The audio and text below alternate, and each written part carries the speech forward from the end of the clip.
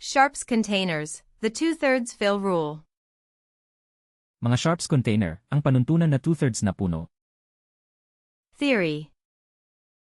Teorya. OSHA requires all disposable sharps, such as scalpel blades, needles, and trocars, to be discarded at the point of use into a rigid, puncture-resistant, and leak-proof Sharps container.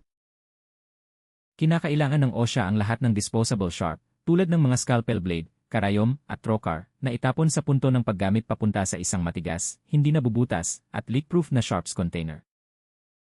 These containers must be permanently sealed and replaced when the contents reach the designated fill line, which is typically 2/3 or 3/4 full. Dapat na permanenteng selyado at palitan ang mga lalagyang ito kapag naabot na ng mga nilalaman ang itinalagang linya ng pagpuno, na kadalasan ay 2 o 3 kapat na puno. Reality. Katotohanan.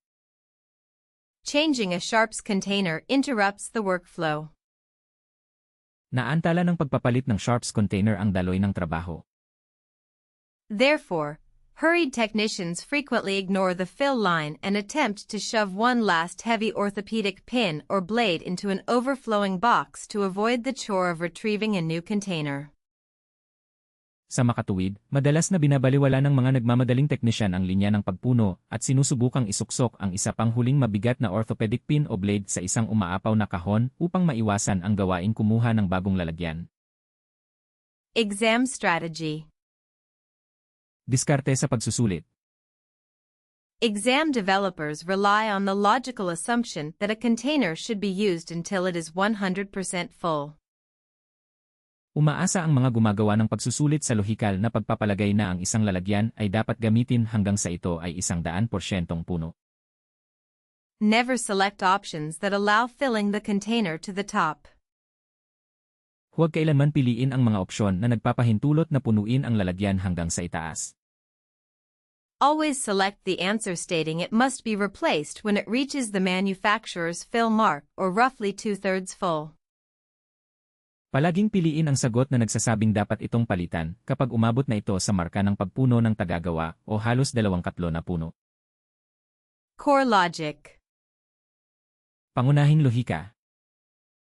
Forcing items into a full rigid container pushes the existing contaminated needles backward against the technician's hand.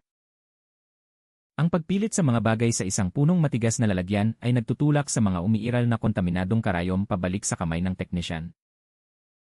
This is one of the leading causes of preventable bloodborne pathogen exposure in the healthcare setting. Ito ay isa sa mga nangungunang sanhi ng naiiwasang pagkakalantad sa bloodborne pathogen sa kapaligiran ng pangangalagang pangkalusugan.